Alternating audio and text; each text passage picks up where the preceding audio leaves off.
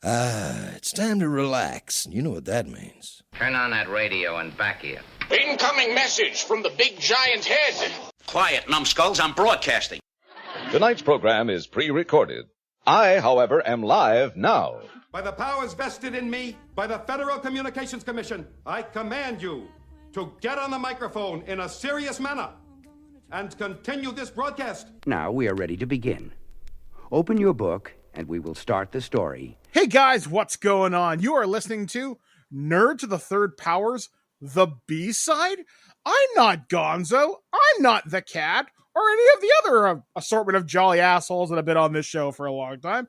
No, it is I, from This Week in Geek, Mike the Birdman, but I'm not alone as I bring you this mixtape that is insanity, weirdness, and just whatever the hell we feel like talking about. I'm joined by my co-host over in merry old fish and chips fucking England. Hello. It is good to have you back, Skyblaze. I have not heard from you since I nearly died this year. It has been nice to hear you again. It's nice to hear you too. Thank you for not dying. I appreciate the effort you went to avoid that. Yeah, it has been utter hell. So you might be wondering, well, why aren't you guys doing this on the traditional Nerd to the Third Power podcast? So this is something that I pitched to Skyblaze about a month ago, and be like, well, let's face it, sometimes when we record Nerd to the Third Power, it's not at the most convenient time, aka the middle of the goddamn night for you. Yep. And I'm like, well, you are like me, you do have some sicknesses which do affect your availability and more specifically affect your energy levels. And I felt that this year with my liver, which is why I wasn't on Twig for months, because I could barely keep my eyes open until eventually they got my gallbladder out and all that sort of thing. So we decided, me and Skyblaze, is that we would team up twice a month and do this sort of the B-side of the Nerd to the Third Power podcast, where we can talk about anything we want, but sort of keeping the alive, or the branding of the Nerd to the Third Power thing, where no super serious topics, like we're not going to get into topics that'll have people descend upon us in droves like vultures. So don't worry, folks, nothing super heavy, but if you follow our personal politics online, you pretty much know where we're going to fall anyway. Yep. But the idea is to have fun out here, to talk about whatever, whoever, whatever we want, and do it in a fairly concise format, kind of like a mixtape that you would find way back in the day. Each side would be something a little bit different, some B-sides, some remixes, some acoustic recordings. And while I have no musical talent whatsoever, outside of maybe some occasional singing, that's pretty much it. Like I said, we're just going to talk about whatever. So I guess I know the last time a lot of people on the show heard from you was, I think, in June. But let's catch people up. Where have you been over the last couple of months? Ill, mostly. I was given some medication for the illness I had, but it turns out that it was actually tearing my esophagus apart. So I literally couldn't speak for a few weeks. I couldn't do a show on Radio Sega, I couldn't do that either. So I've had to stop taking those, but that means that the pain is now not controlled, which is exciting. Yeah, that's not fun. I mean, I experienced my own pain this year when I had my gallbladder out. Oh, I've had that done as well. Well, I had a weird complication I didn't know was a thing until it actually happened to me. When I was on the operating table, they pinched a nerve in my back. They pinched my sciatic nerve. Oh. And now I am numb from the waist down, and I have a lot of not quite right sensation down there, and that happens with amputees too. When you lose a limb, you will lose a lot of sensation in other areas, but now with the sciatic nerve being pinched, it's different, and I was in agonizing pain for months. So I totally get the whole I'd like not to be in pain now sort of thing. Thankfully I've got that managed. And you can tell what I mean by that when you see some of the goofy shit I'll post. That's how the pain is managed. This morning I had quite the rant going on against Rita McNeil and Jan Arden. Now, if you are Canadian, you know exactly who I'm talking about. There used to be this weird ad campaign around Christmas time on the CBC, which is the Canadian Broadcasting Corporation. Mhm. And they just kept pushing Jan Arden specials and Rita McNeil and Anne fucking Murray. And I don't know why. This morning I took a couple of my pain management supplements, we'll call them. And I just started going off on it. I'm like, you know what? Fuck you, Jan Arden. And I was very, very angry, and I don't know why. So yeah, now that I've rambled, what are we going to talk about? So today's topic is obviously going to be super light, super fun, super airy. And because we have so much flexibility here, we're spoiled for choice. So we both wanted to do something that would be kind of fun. And we've touched upon this on Nerd of the Third Power before, I think last year, maybe the year before last. And we were talking about nostalgic properties, but because of the format of that show, sometimes we don't get a chance to go in as deep as we want to. So the show topic that I proposed to Skyblaze was, what nostalgic property would you like to resurrect or reboot? Nothing is off the table. Budget is no concern. So I guess I will throw it to you to start. You are approached by any of the major studios or a wealthy, independent Russian businessman. Either way, God has given you as much resources as you need to carry this out. And it can be in any format. What do you do? So this one is going to be, to some people, this is going to be a bit obscure. It's a series that I think was better known in UK and Europe than it was in the US. But in the 80s, there was a show called Jason the Wheeled Warriors. And it was a DIC show, I think. Yep, it was. And it was one of those that kind of used that early anime kind of style.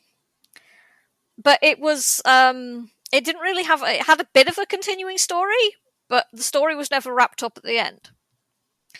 Another fun fact, one of the main writers on it was J. Michael Straczynski of Babylon 5 fame. And I think he did Sensei as well. So some of the stuff in Jason the Wheel Warriors is stuff that people who are fans of Babylon 5 will find familiar. So the group of heroes in that are called the Lightning League. And there's this chant that the Lightning League use. Between the candle and the star, between the storm cloud and the sun, we ride the thunder, light against night, from now until forever we are the Lightning League. Now the start of that will be very familiar to those who are fans of Babylon 5. Anyway, I have this idea that you could actually reboot that show in the same vein as they've done with, like, the new She-Ra. Still animated. And the idea would be that Jace is living with a guy that is his guardian, who he thinks is just a mechanic, and that's Gillian, who we know is actually a wizard, or fans of the show, and that's actually a wizard, but as far as Jace is concerned, this guy's just a mechanic. And his sister, who he does not know is actually born from a plant. She's a bit weird, but he doesn't know why. The planet is attacked, and everybody's trying to leave. And at this point, Gillian breaks out the whole, like, yeah, you're the heir to a great destiny because your parents were both in this mythical Lightning League. And it's going to be a kind of magic versus technology thing, because his mother was, like, a mage, but his father's a scientist. So there could be this whole conflict throughout the series of, you know, which side is he going to come down on? And this was the reason why his father left his mother, because they couldn't agree on how to actually tackle the evil of the universe. He wanted to use technology to kind of, like, feed the hungry and cure the sick. She said magic's a better way of going about it. They didn't agree. He took off with Jace. And, of course, the monster mines show up, which, as it transpires, are actually a product of Jason's father trying to create a product that would feed the hungry. But it's actually been mutated because of the old enemies of this mythical Lightning League have actually used their power to transform these things into terrifying monsters. And the plot would take off from there. Okay. I really liked Jason and the Wheeled Warriors back in the day, although my exposure to it was remarkably limited. Over here in Canada, a lot of Deke shows would get imported onto Global, which is the Canada. I can't remember. It was Can West Global. I don't even know whether that's what it's called anymore. It could be Course Entertainment for all I know right now. I don't know. But I seem to recall this theme song sticking out because I see it in so many compilations of 80s cartoons. I also remember the gun that shoots other guns. Yes. Was kind of a fun there was a toy line that wasn't actually very popular, but you could find it in places like Taiwan, and my dad actually brought one back for me. Because he would work abroad a lot, and he brought one back. I don't have it anymore, unfortunately, which is a bloody shame because they're worth a fortune. But the gimmick of it was that you could transfer the weapons between the different toys. Oh, so it's kind of like the Power Rangers system where like you can mix and match kind of Zord parts. Okay, yeah. That's cool. And they did actually show it off a bit in the show, but obviously because of animation being quite expensive back then, they didn't show it a lot. So, okay, so you've got your idea. Would you continue this in animation? Do you have any networks in mind, or would you do it as like a Kickstarter, sort of where, hey, you can buy this exclusively? Would you license it to Amazon? How are you going to get this new Jason the Wheeled Warriors out to people? Netflix and Amazon have actually been doing pretty well with stuff like this, and a streaming service, considering that nostalgic properties seem to do pretty well on streaming services. So probably go down that route if possible. Okay.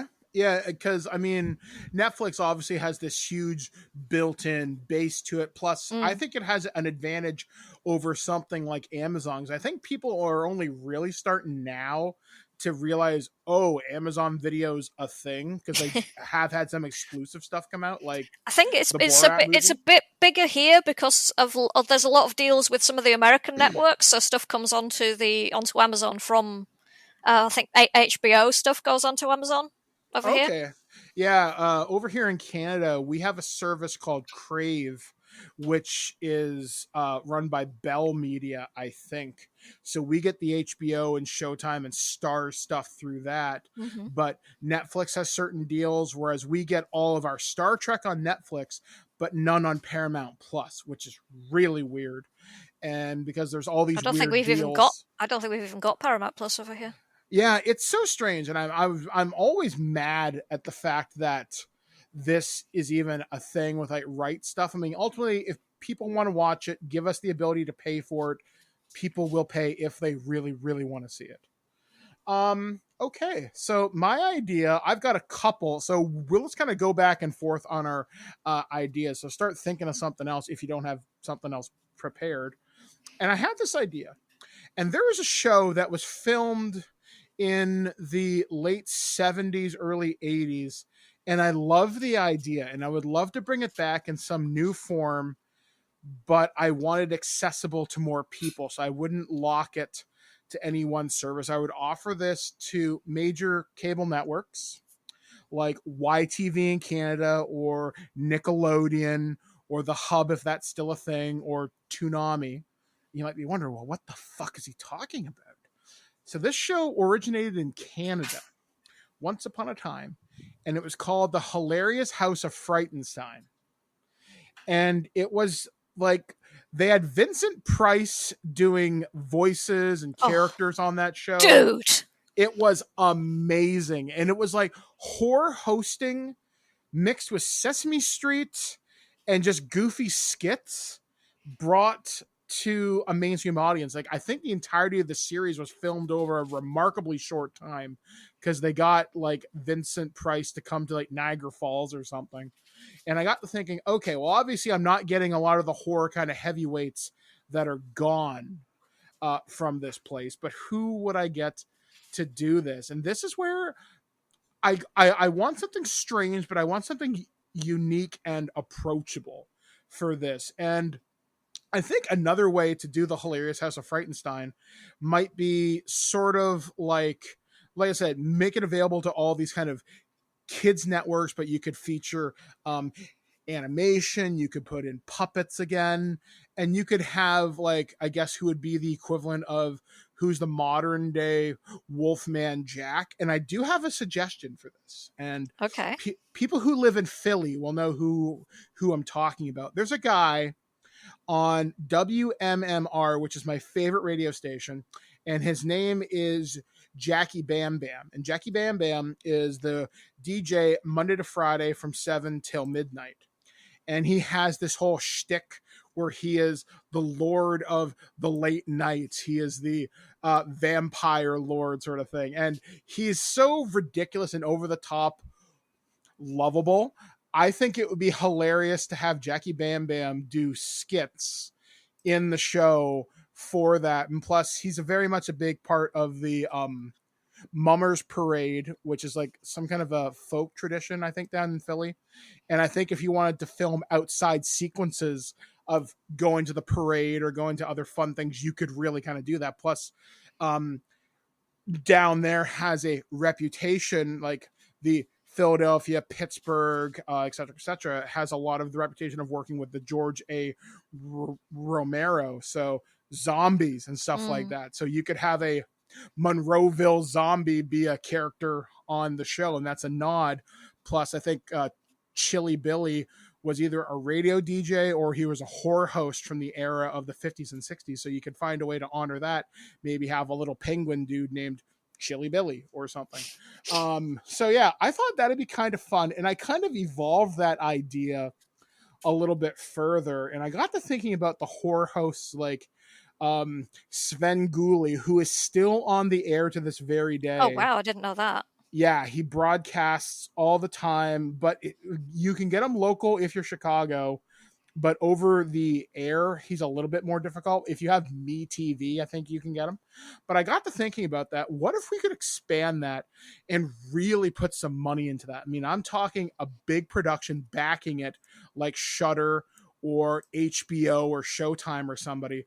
And what if you could bring that and partner with Amazon or Shudder and do something like Joe Bob Briggs does, but bring back a classic character like Vampira and just have that role recast, or get Cassandra Peterson, aka Elvira, to come out of retirement, do some stuff like that, and maybe pass on the title of daughter of Elvira or something like that, and do this on Twitch, because Twitch is owned by Amazon.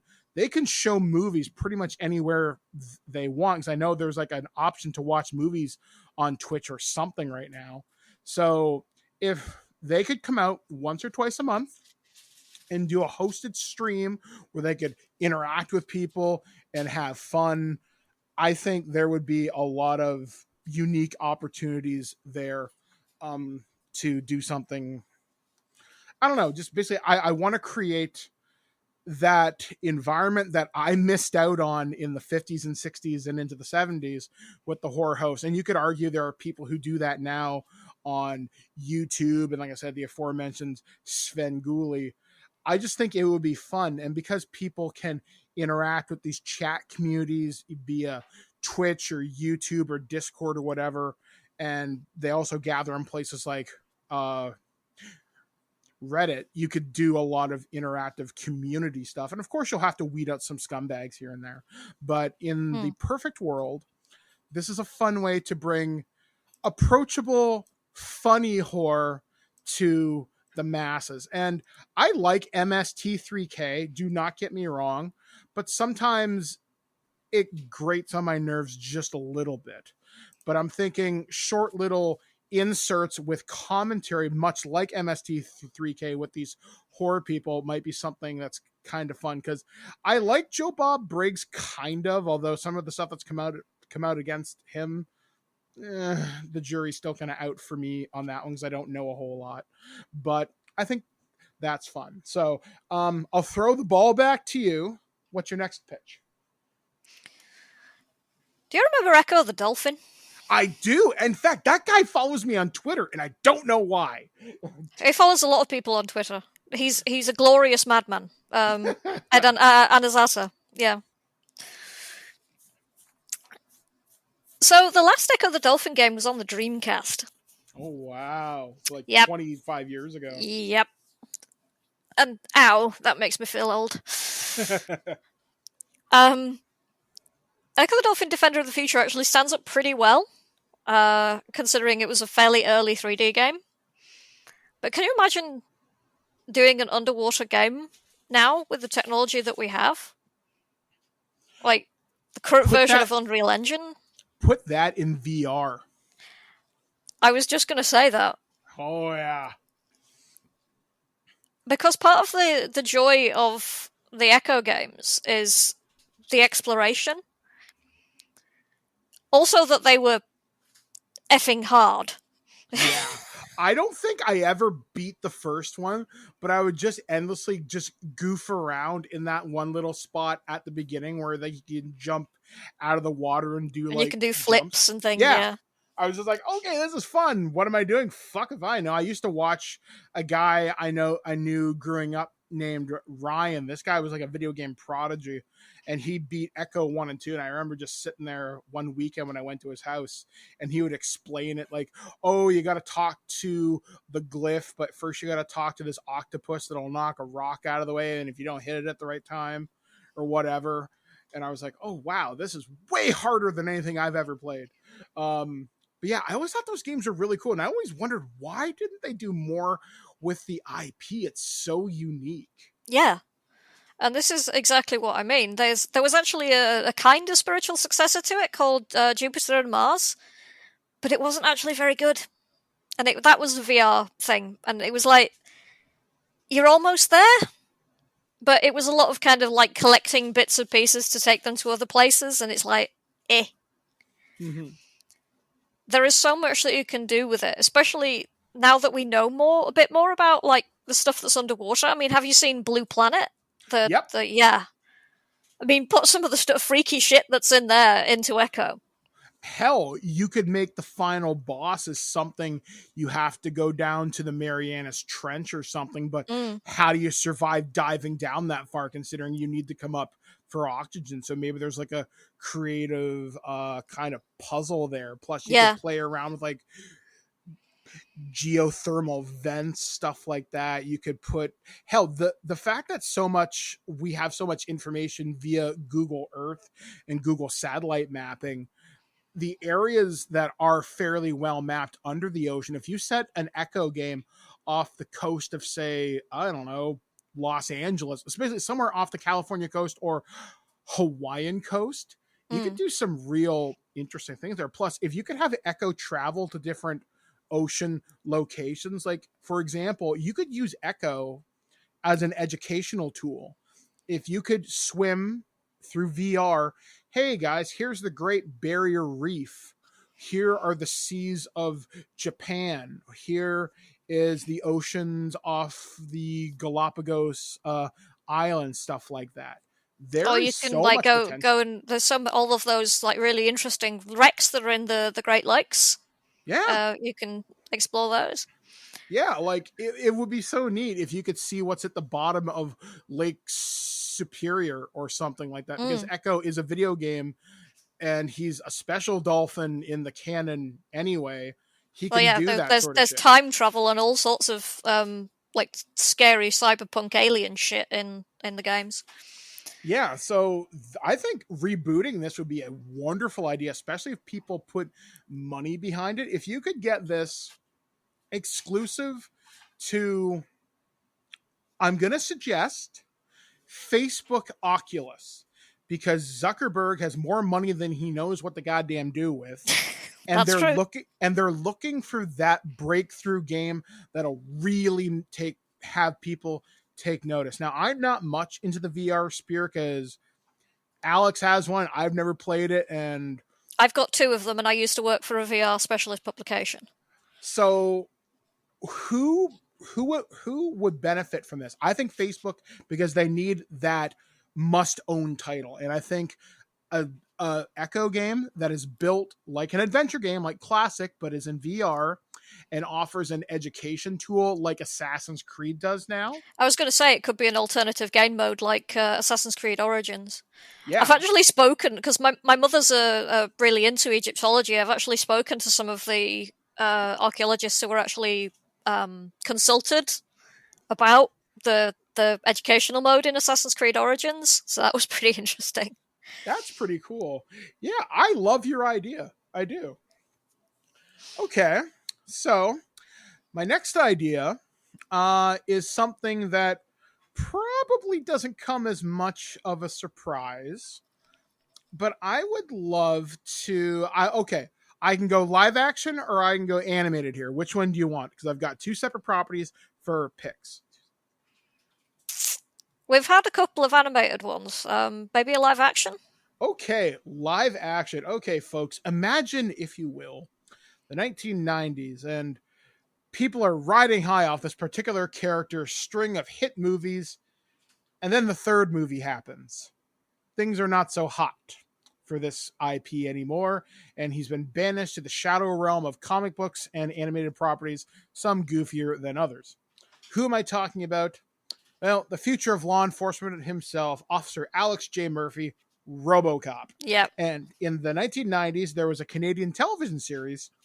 I saw some of that. It was actually not bad. Yeah, like they had a good suit. They had props. They expanded the lore, though only RoboCop 1 was considered canon to that universe. So, okay, fine. Plus, they gave RoboCop a bunch of upgrades to his suit. He has more non-lethal options, stuff like that. So, okay, cool.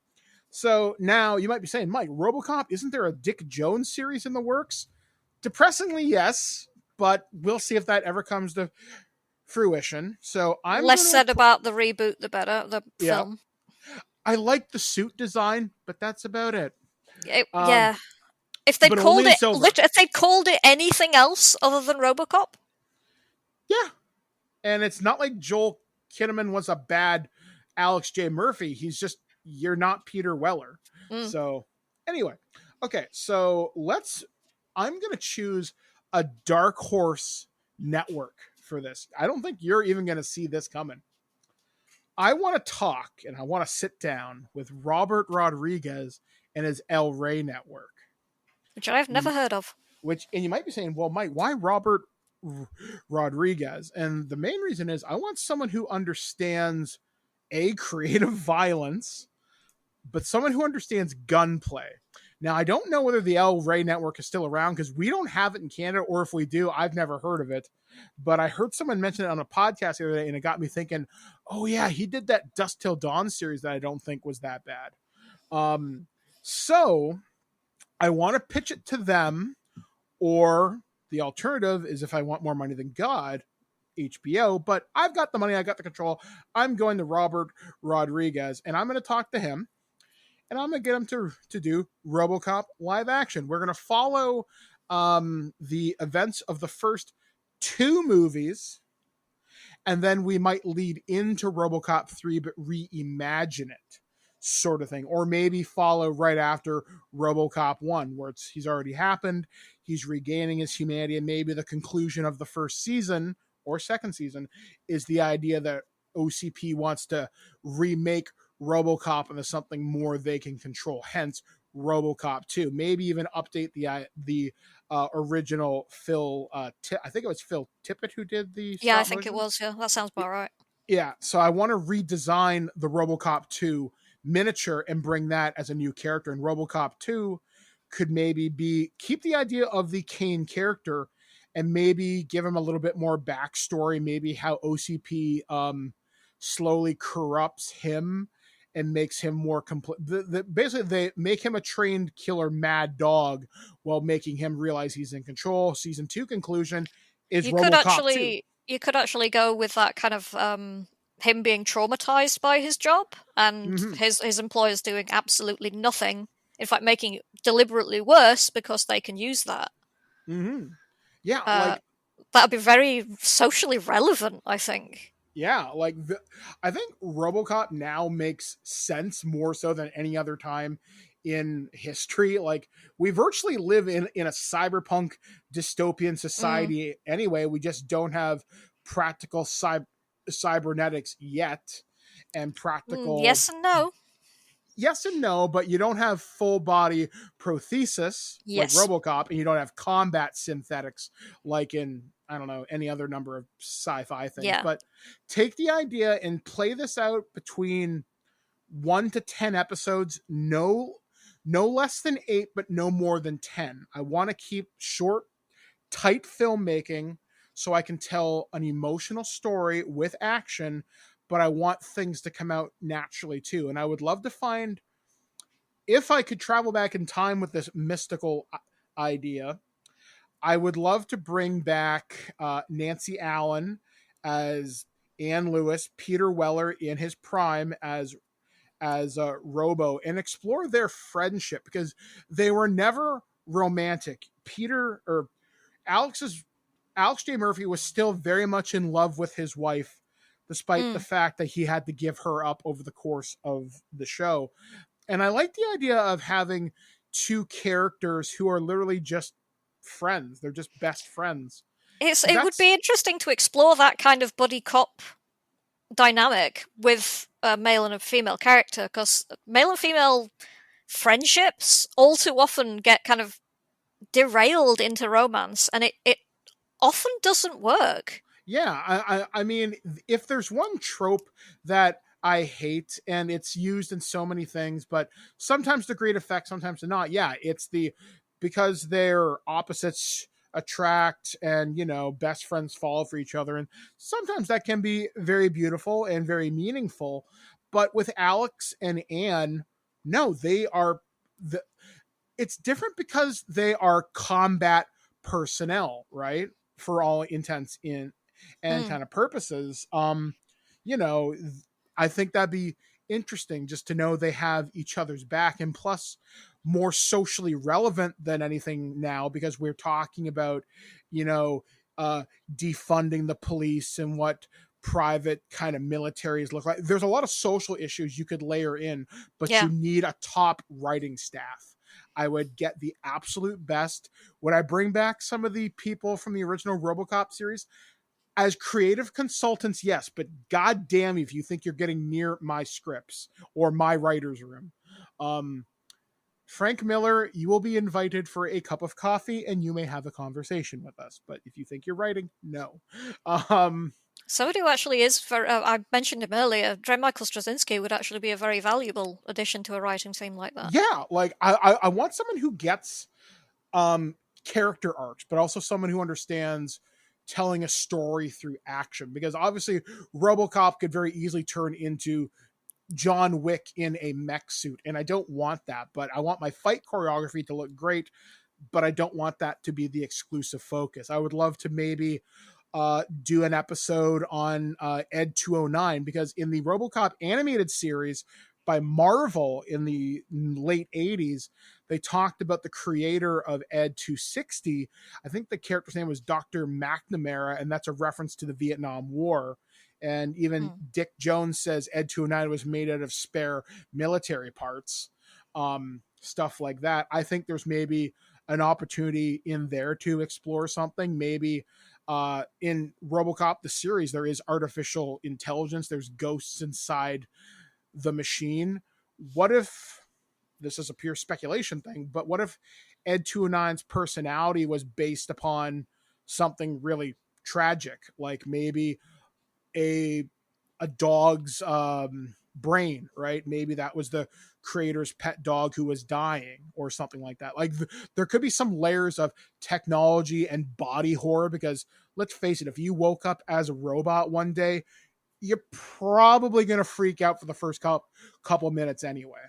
And then, yeah, I would love to explore each movie as an arc over the season. Like season 3 of my proposed series would be the fall of Cadillac Heights, the fall of OCP, and the takeover by that Japanese corporation. And then maybe the series ends with a 2-hour TV movie. What does RoboCop do in this situation? He only works for the police department. Ann Lewis has now died, or maybe not in this universe. Who knows? Where does RoboCop find his place anymore? Because his parts will always work, but his biologics are getting old. So Old Man Murphy might be the ending of this series, sort of thing. So I don't know. There could also be some conflict with if the police department or OCP are on about making more of them. Yeah, like, and how he reacts to this. In fact, is that fair? Is that right? Do they have the right to do that? And all this sort of... Because they kind of did there were a series of 4 RoboCop made-for-TV movies done by the Sci-Fi Network, where they did make another RoboCop out of one of Alex's old partners. His name was John Cable, so he became RoboCable, but he was in black silver armor, and he had dual Auto 9s. But yeah, that's an idea. What if OCP starts to crank out more of these RoboCop soldiers? And what if they start selling these things to the military? What if one of these things goes nuts? Something like that. So yeah, like there's so much possibility with a budget and the right amount of time. I think this show could be socially relevant. It could be socially fun. And every episode will start, and every commercial break, I promise this to you folks now, every commercial break gets a media break satire written and directed by Paul Verhoeven. So you are going to get your Yamaha hearts. You're going to get your electrified car. Nuke them. Get them before they get you. I want this stuff. I also want to see... I would also find a way to trick Elon Musk into working with us by Tesla, and it would be the Tesla 6000 SUX. And I would have him design the brand new version of SUX cars because they suck. So I think that'd be funny because he might not be smart enough to realize I'm making fun of him.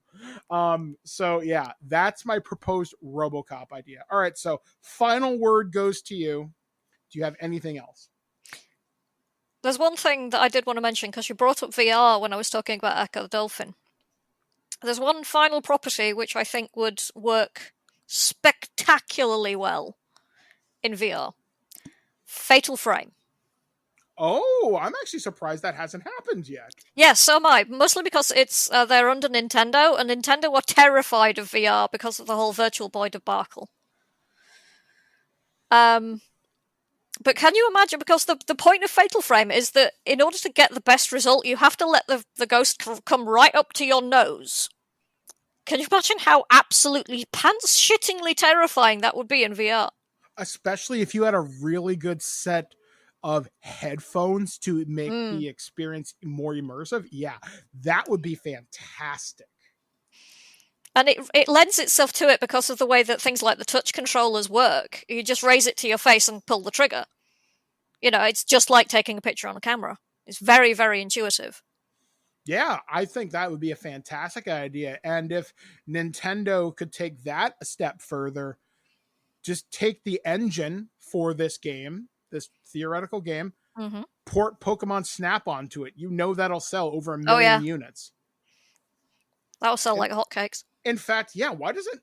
I mean, Pokemon Snap is fun and all, but if they really wanted to take a dive at VR, if they had an exclusive Pokemon VR title, I think it would sell really, really well. Yep. Nintendo, listen to me. God damn you. But yeah, but Ninty marches to the beat of their own drum. Yeah, it's true. All right, folks. So those are some of our ideas for some of our nostalgic properties where budget is no issue and clearly the will of the gods does not matter. So yeah, we are gonna, like I said, do this show about at least twice a month. That's the idea. And the topics are gonna be random. However, though, if you listen to our extra there, which I voiced, you can actually interact with us like Nerd to the Third Power, and just ask us pretty much anything. Just don't be a dickhead, but have fun with it. If there's more creative answers or something, like me and Skyblaze both have backgrounds in creative stuff like RPGs. Obviously, we play a shit ton of video games. We watch a lot of movies. There's nothing we really can't talk about, or in my case, can't become talkable in about 24 hours if I have to read something.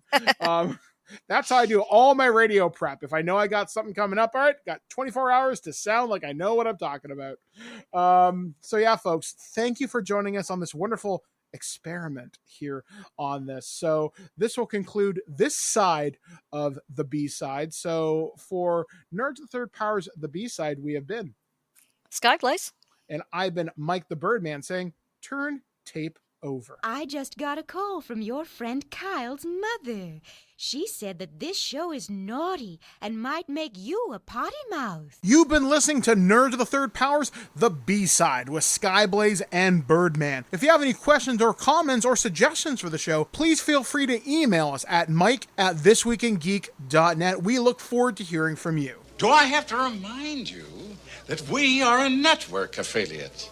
And we're in competition with other networks, not with a bunch of punks broadcasting out of a closet? This concludes our broadcast day.